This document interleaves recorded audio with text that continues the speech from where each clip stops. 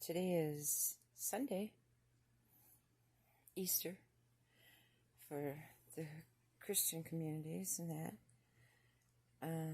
Woke up with some sun. Unfortunately, had massive dizzy spells today, so not getting a lot accomplished, but I figured I've made it. I made it another day. Now comes trying to, get through the next few days and see how I do. I can't believe half of April is already gone. I used to get told by my mom, trust me, for every decade you get older, the days move faster and faster. And knowing how true that is makes you want to try to put so much into each day. So when I lose more than half of my day, it makes me feel like I'm wasting time, But I'm going to try today to do little things. Not a lot, because I don't want to trigger any kind of falls or anything. And as I've been informed,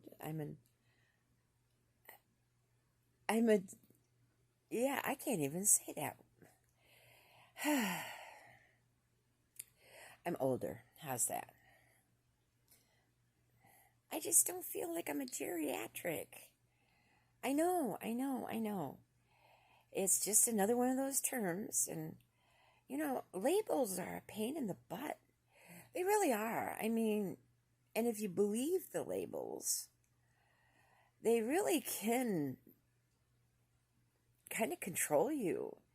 I don't know. I find that people, they're, you need to feel like this and you need to feel like that. And, and you're a widow, so, you're not married anymore. Bullshit. My husband and I are married now and forever. And at 72, I am not going to be marrying anybody else. I wouldn't even be interested in anybody else. It's not even been 10 months since my husband has passed. And the thing that really gets me when people say that to me, hello, have you any clue what you're saying to somebody? And I know, legally, I'm supposedly single. Legally, I'm supposedly a geriatric patient. Legally, I'm an aging senior. Legally, I have a compromised immune system. Legally. I'm not much for legally. And I sure in the heck do not think I'm anything for medical science, because their goal, it seems to me, after watching what happened to my poor mother in her 80s and how they overdrugged her, overtreated her, over CAT scanned her, she was constantly deteriorating instead of having an actual enjoying her 80s, as she said. I don't know. I find that my goal is to not see any doctors anymore. They tell me one thing, and then they'll say, well, come back 6 weeks later and we'll redo the test and everything. And then they'll go, oh, those tests were wrong. You don't really have that. You don't do this. You don't do that. But you have something new. And it's like, I haven't changed in 6 weeks. I haven't done anything different. And as I'm losing my weight, and I've lost a huge amount, apparently, they're now wanting to test me for this and test me for that. So this last time they took actually so much blood. I actually kind of collapsed for a week afterwards. I became so severely dehydrated before I went in that it became severely dehydrated, and I'm all by myself, and it was a real danger. Luckily, I had two people that stopped by I had the work done on Monday. I had somebody with me then. On Tuesday, I had somebody stop by, and they found out I wasn't eating or drinking because I couldn't raise my head. They helped me with that. And then on Wednesday, I had somebody else. So I'm really blessed. I don't have, I'm isolated. The people that were here are the only three that have been safe to be around, and then I have another friend that's back in town, and they wear their masks, they everything. So, but I think about it, and they're saying Easter, he's risen and whatever, and you know, I find that sometimes some of the religious things thrown at me are actually a form of abuse, and it's a form of being a bully. And I'm finding that just for me, I don't need that kind of attachment to me. I know who I am, and well, let me take that back. I knew who I was with a husband, with a living husband. Who I am now, that's working on changing some of my parameters, because life is constant change. So, but I don't feel that there's somebody who is controlling my life, who is in control of my life other than me. I mean, it's my life. I mean, I make my decisions based on what I know and how I process it. And I know there's a lot of people who are kind and gentle people who have religious beliefs. Unfortunately, the last 6 years or so, maybe even more so, yeah, even more so, I'm finding people who claim they're religious have been very evil and angry and mean and vindictive.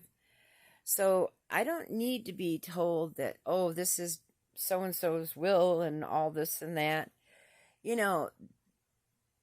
People who throw around, the name of Jesus seem to forget that he was Middle Eastern and Jewish and single. So when you're saying that he made all these statements and everything, a lot of this stuff, hey, I went to school. I went to college to get a degree. And I have a degree in psychology and social work and religion, okay? And I have to tell you, the more I learned, the more I read, and the more I learned, and the more I read, and the more I read, and the more I learned. A lot of this stuff was based on somebody's interpretation, and they wanted control over a certain group of people, so that became the word. I mean, I've studied the Quran. I've studied the Mormon. I was given books of Mormon. I've been given other books of other religious.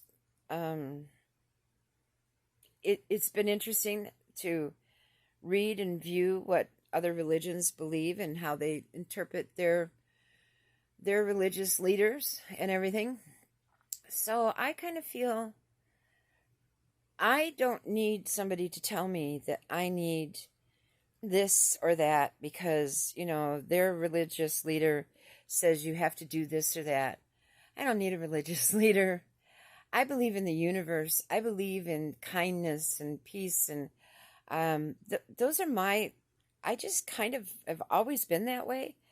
And, I was raised to be a free thinker and to question who made the rules and who made that. I mean, I'll never forget many years ago, a friend of mine wanted me to go down to a Jimmy Swaggart, whatever, the revival or whatever, at the Cobo Hall in Detroit. And she just fell in love with him and she thought he was the greatest person. We're talking back in the 70s, okay? This man was walking around with Rolex watches, diamond stud tie pins. He had a security team, and he was in $1,000 suits at that time. And I thought, whoa, where's your generosity? Where's your kindness? Where's helping the people that really need the help and everything? And I had the privilege of being out in the hall when he was coming out in the hall and watching him be vicious to his security team and any woman that walked up. He had what they call Russian fingers and Roman hands. And, I mean, he really No. So, I mean, I've had a few other situations. So for me, this is Easter, which is, by the way, celebrated by many people of many different religions. So I'm hoping that everybody has the type of Easter they're looking for. I am looking forward to going forward in what I'm trying to do for myself and my husband. And I hope you have a good Easter. Bye.